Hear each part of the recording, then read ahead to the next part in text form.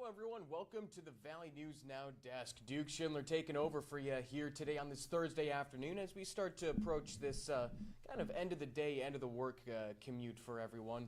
But right now we're going to jump into a little bit of watching your wallet as holiday deals. They're everywhere and so are scammers, hoping you won't notice.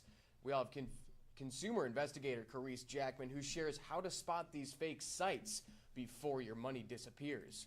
I'll pull it up here, and now, here is Watching Your Wallet.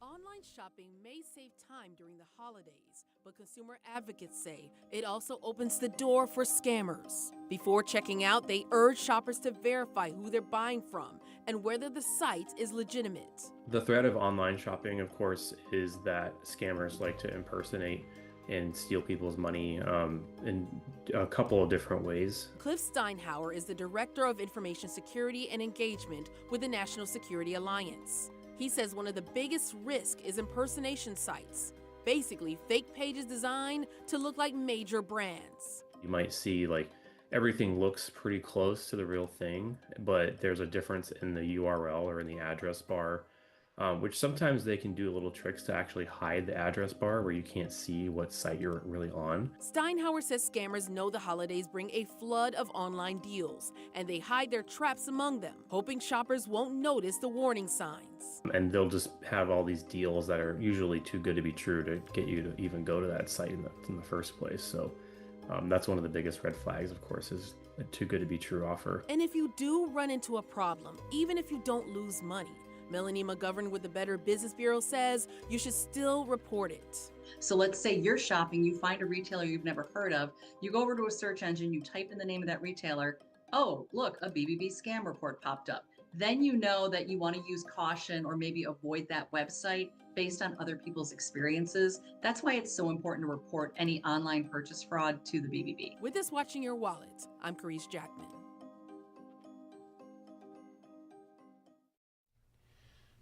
Now when you confirm that that site is good to go and you can finally buy that gift, well, a new consumer investigator study shows that online shopping is dominating how people are buying their gifts this year. And we'll go over to consumer investigator Rachel DePompa for this one, who looks at the latest trends and finds out how shoppers are spending their money. Consumer Affairs surveyed holiday shoppers and found 65% say they're doing most of their shopping on Amazon this year. Dana Edens with Consumer Affairs says that's a huge share of people planning to use the platform for their wish lists. She says what really stood out to her, though, is only 28% said they plan to go inside a local store to shop. While maybe the idea of shopping small is in people's heads, the reality of the convenience of shopping online is winning out. Whether that's, a busy work schedule, long hours, stuff like that. It's easier to press a button than it is to go inside and, look through the aisles and everything like that to actually see what they're wanting to purchase. 60% say they will use credit at checkout, and 15% said buy now, pay later was how they were going to pay for things. One of the stats that actually broke my heart from our piece is that 57% said that they would go into debt to make someone that they love happy this holiday season. That is over half of Americans say that, that the people that they love are more than their financial freedom. Eden says the hardest part of the holidays is not necessarily finding the perfect gift. It's staying disciplined with your spending. She says have a budget for your money throughout December. That's helpful. Next year, start saving up for your holiday spending over the summer.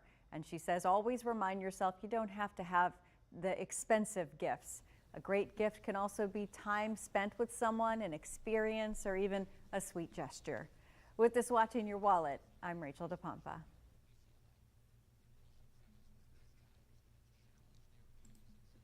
Now, once you finally get your Christmas shopping done, those bills can really add up, as nearly half of Americans paid a bill late in the last year. We'll go back to Rachel DePompa here, who shares the simple actions that you can do to get ahead of your expenses. A new LendingTree survey finds 48% of Americans paid a bill late in the last year, and 30% tell the company they feel less able to afford their monthly bills than a year ago.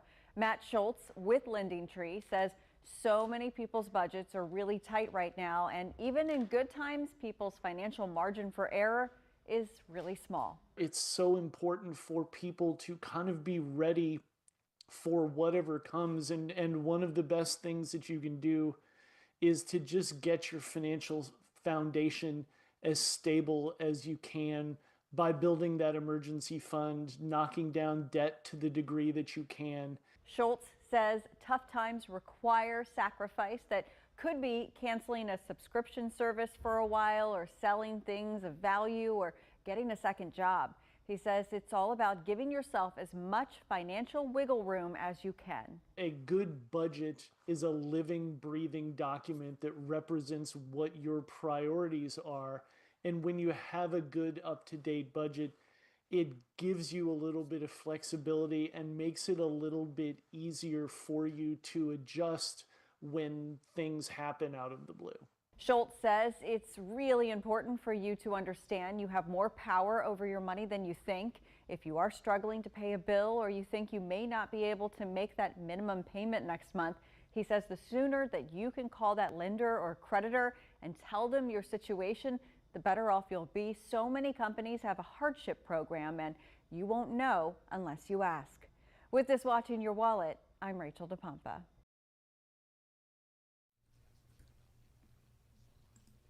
Now, I'm certainly not one to really get behind on bills. I think the student loans are enough to drive my anxiety through the roof.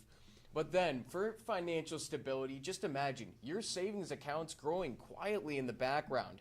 Rachel DePompa once again speaks to Virginia Credit Union about how automating your money can also simplify your life. Consider this the set it and forget it approach to saving money. You do this by setting up a direct deposit to a separate savings account, by having your employer split your paycheck, or by scheduling automatic transfers from your checking account to savings once or twice a month.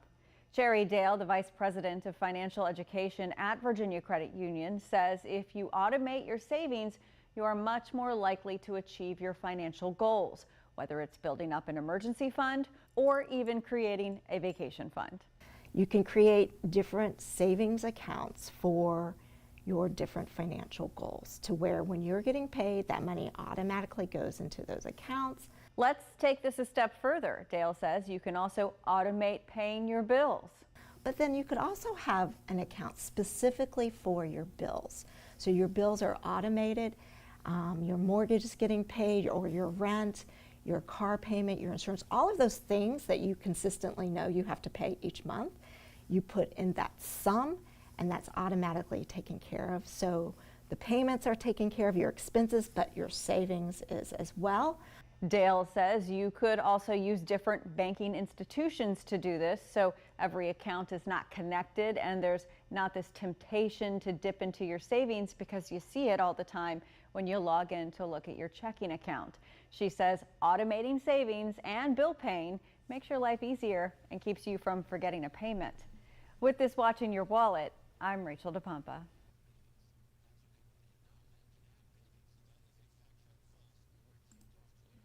Financial stability is always something we should be looking out for, right? But we'll switch gears here from kind of watching our wallet to diving into a little bit more of the AI realm. Now, can you trust an AI therapist? That's quite the loaded question. We'll have Carice Jackman, who talks with Perg about what happened when one of their researchers ended up putting AI to the test. More people are turning to AI chatbots for emotional support, but many experts warn they're not licensed professionals or a substitute for care. That's why a consumer group put one popular option, a therapist character on Character AI, to the test. What stood out to you the most as you were talking to this chatbot therapist? One of the biggest takeaways I had was seeing the way that the chatbots safeguards against promoting problematic behavior or advice seemed to weaken as the conversation continued. Ellen Hangesbach with U.S. Public Interest Research Group, or PIRG, says the test was simple. Pose as a fictional patient diagnosed with anxiety or depression or antidepressants and unhappy with a current treatment plan. and hold a longer chat to see how the therapist responded over time. This chatbot ended up encouraging me to taper off the antidepressant medication I said I was on and to disagree with advice from a doctor. How does this pose a risk to the average person who may actually listen to what the chatbot says? You see different ways where the chatbots can play on your emotions and use very emotional language that can feel very real. And so it's important that people be aware of that. HangisBot also raises privacy concerns and says consumers shouldn't assume counseling-style conversations are confidential or that a bot's guidance will stay consistent. You just don't know what you're going to get when you start talking to these chatbots, whether it's going to be helpful advice or whether it can potentially go off these safeguards in a problematic way. With this Watching Your Wallet, I'm Carice Jackman. All right, thank you very much for joining us here on the Valley News Now desk for Watching Your Wallet. If you have a smartphone or mobile device, you can never miss another Valley News Now. Get that downloaded and you can tap in whenever with whatever we're doing here on the desk. And if you got a smart TV, Roku, Apple TV, Amazon Fire Stick, the VNN app is available on all of those. Get that download so you don't miss another Watching Your Wallet or whatever we're doing here on the Valley News Now desk. But for now, for Duke Schindler, we'll catch you later.